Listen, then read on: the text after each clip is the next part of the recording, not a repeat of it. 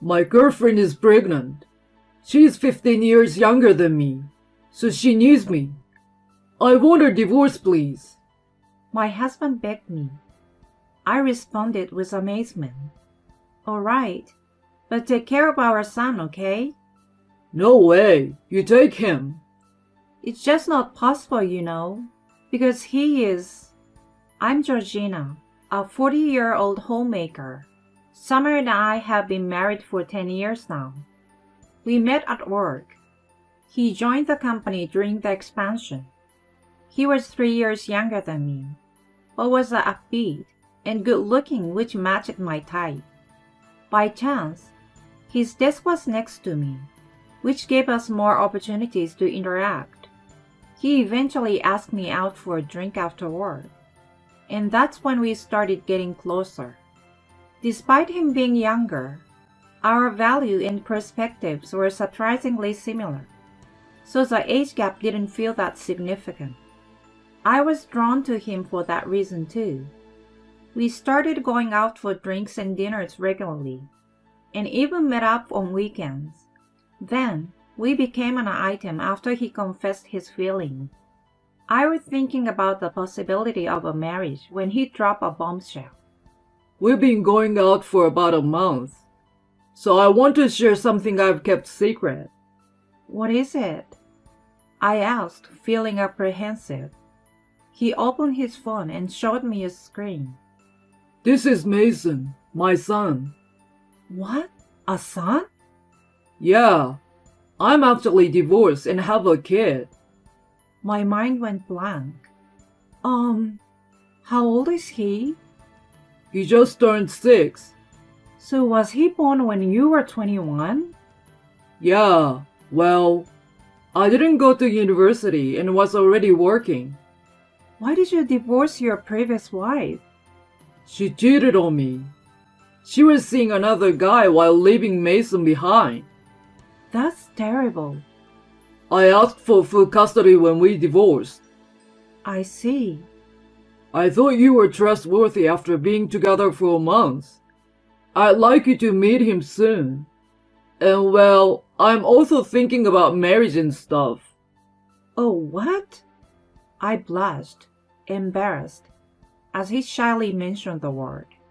From then on, we started meeting up, including Mason. At first, he was shy around me, but he gradually warmed up and even gave me flowers one day.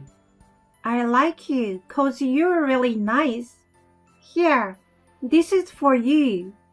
He handed me a bouquet of flowers that Summer had bought. Oh, this is beautiful, thank you. I've never received flowers from your dad before, so I'm really happy. I bought them, you know. I know. From an outsider's perspective, we seemed like a close-knit family. We got along very well, and Mason had grown fond of me. One day, he started calling me Mom, which made me incredibly happy. He accepted me as his mother. We hadn't gotten married yet, but it seemed like there wouldn't be any issues communicating with him even after we tied a knot. Samuel seems to have made up his mind after observing this. Georgina, should we get married soon? It looks like Mason is warming up to you. Yeah, I'm sure we could definitely be a happy family. So that's how we got engaged.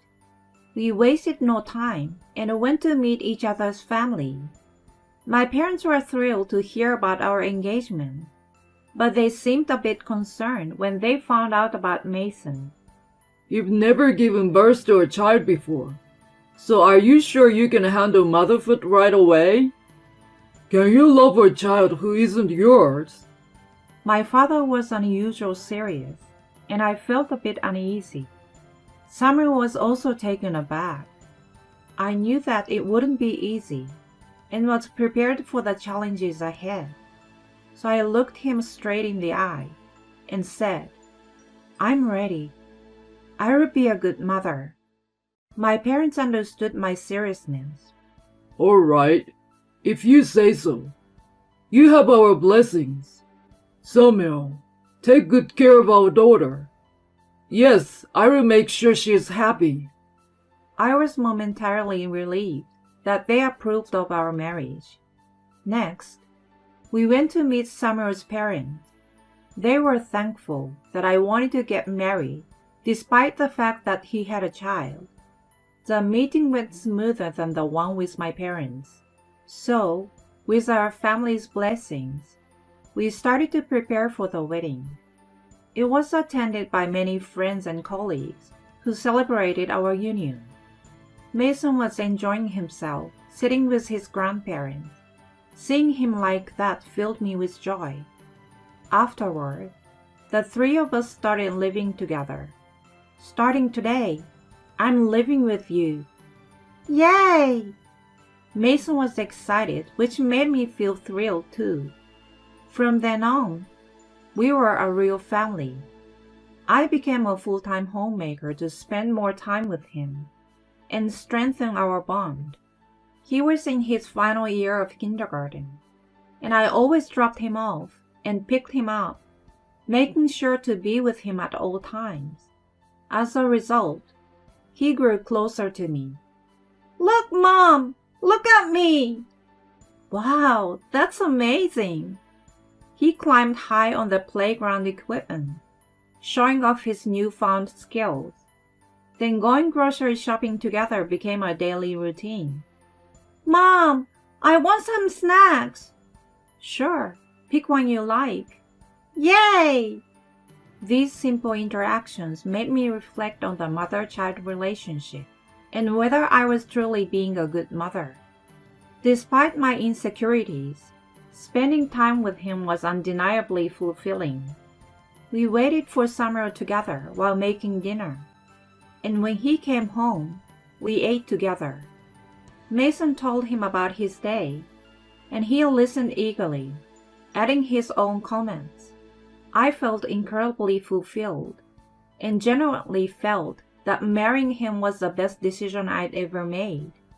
We continued to enjoy these happy days. Mason grew up fast, but remained well-behaved and obedient after starting grade school. Around the third grade, he joined a youth baseball team and went to practice regularly on weekends.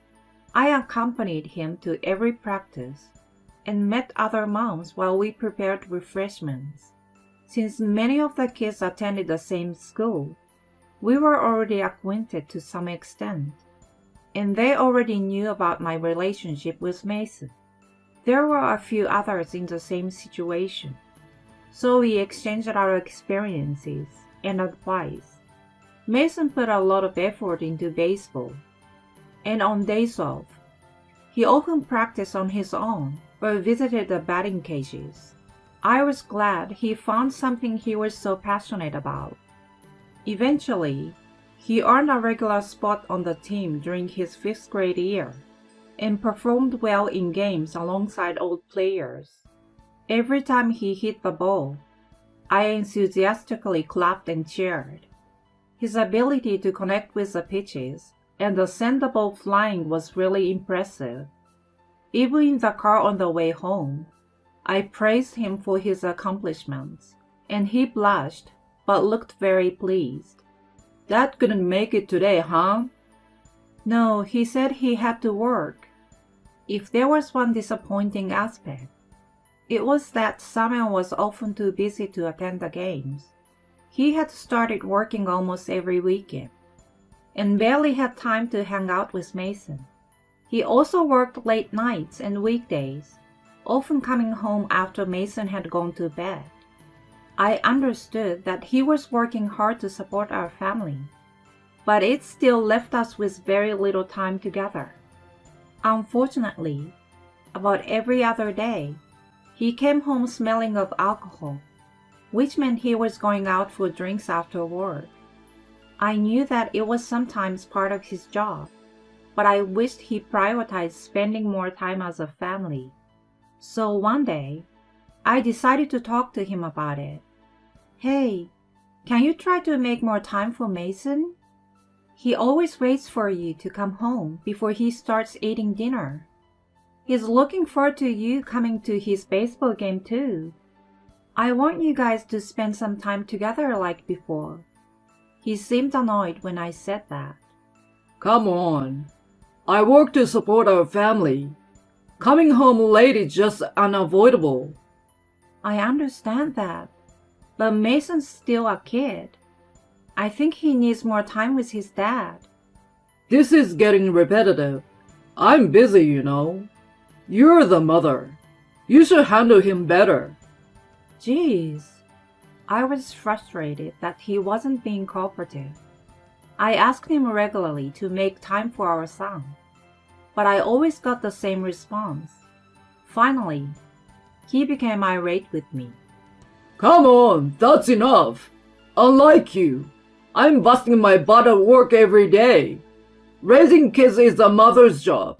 Suck it up and stop complaining to me. What the heck? I was stunned by his sudden outburst. From that point on, he started coming home even later. There were days when he came home in the morning too. Each time, I sighed in disappointment. Even Mason had given up and stopped asking him to come watch his game. Mason continued his diligent effort every day and performed incredibly well in games as the team's ace and fourth batter. I had hoped Samuel would come to see him at least once, but in the end, he never attended a single game until Mason retired from the youth baseball team. Around that time, feelings of distrust started to arise inside me. He joined the baseball club in middle school and had practice every day, which made him happy. Playing baseball while going through his growth spurt, he ate a lot. Seeing him enjoy his meals so much made me happy. He was also putting in an effort in his studies, dedicating at least an hour every day in maintaining good grades. I was proud of his consistent hard work in both aspects. He began to excel in his team and played in many matches. On the other hand, my relationship with Samuel had completely cooled off, and it felt like we were just living together at that point. Still, I couldn't think about divorce, especially with Mason's education expenses to consider.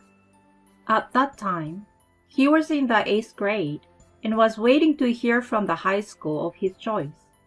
I didn't want to disturb his life with an adult matter. Afterward, he successfully entered his first choice high school with a strong baseball program. Samuel was pleased with the result too. It was also an academically high-level school, so it was an achievement for Mason to get in while actively practicing in the baseball club. He continued to practice until late hours in high school, often coming home around 7 p.m. With more free time on my hands, I decided to start working part-time. I had given up on any hope of a better relationship with Samuel. I figured I would just focus on taking care of Mason until he was 18. That was the plan. But something unexpected happened out of the blue. One day, Mason came home looking dejected. I thought something had gone wrong at school or during the practice. What's wrong? Hesitantly, he began to speak. Well, on the way home, my friends and I decided to stop by the bookstore. While we were heading there, I saw Dad. Okay, and? He was walking down the street with his arm around a woman. What? He looked sad as he said it, and my mind went blank. Samuel was having an affair. What's worse, our own son had seen it. I started feeling an overwhelming anger building up inside me. I'm so sorry. It must have been shocking for you. Yeah, but you don't need to apologize. It's Dad who is at fault. Mom, you should really consider divorcing him. It was really pathetic of Samuel to make our son say such a thing. But your life... I'll be fine, Mom. Besides, I have a plan. A plan? He surprised me by revealing his unexpected strategy. If you're really okay with it, I won't object. I decided to go along with it. After that, I spoke to Samuel. Hey, can I talk to you for a moment? Ah, I'm exhausted. I want to go to bed. He had a rather annoyed expression, but I continued without minding it. You're having an affair, right? What? He briefly showed a look of unease. There was a sighting. You were seen walking on the street, arm in arm with an unknown woman. I was sure he was going to deny it. To my surprise, he readily confessed to the affair. Yeah, that's my girlfriend. What? Are you admitting to having an affair? Yeah, and there's something else I need to talk to you about. What is it? She's pregnant. Holy cow! That's despicable! You have no morals. I'm sorry, but there's nothing we can do about it now. She's 15 years younger than me, so she needs me. I want a divorce from you, please. He begged me. I couldn't believe he got involved with such a young woman. I felt nauseated. At that moment, any affection I had for him completely disappeared. I replied in disbelief. All right, but please take care of our son, okay? No way, you take him. He was surprised by my request. My girlfriend and I are having a baby.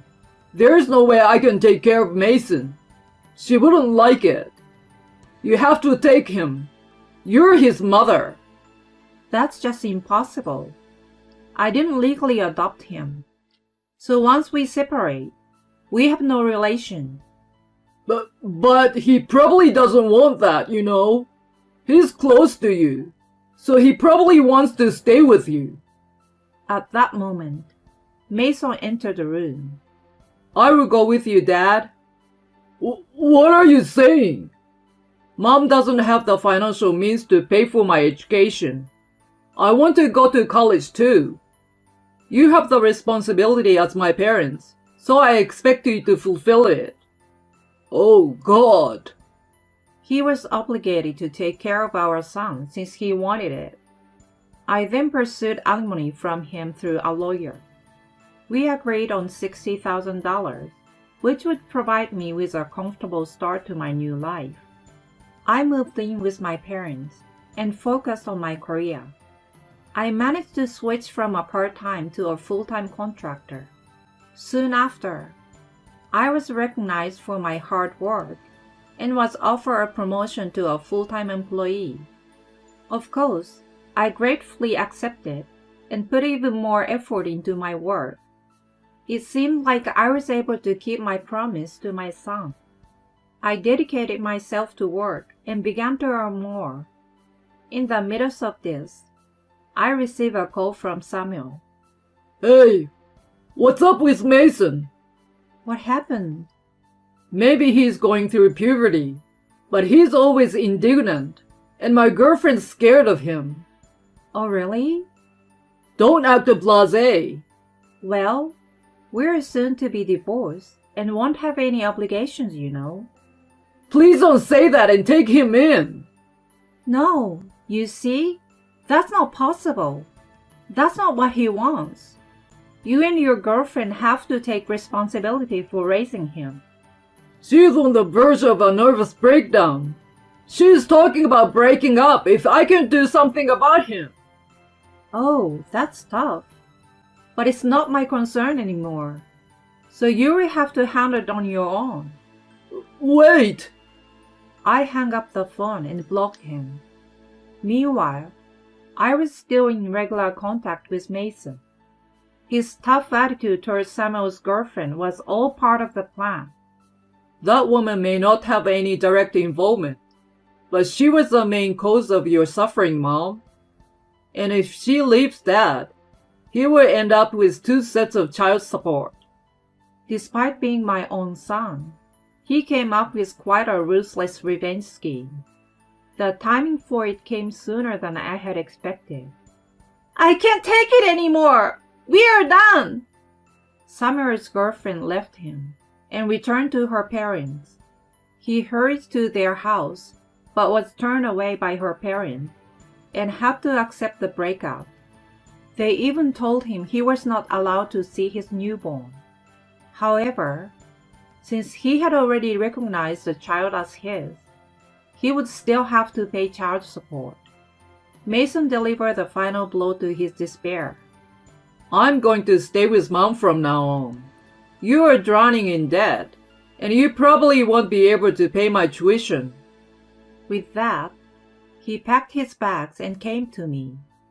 I now have a stable income, and staying with my parents means I can receive their support. Therefore, I can easily afford the remaining high school tuition. On the other hand, Samuel's situation is truly miserable.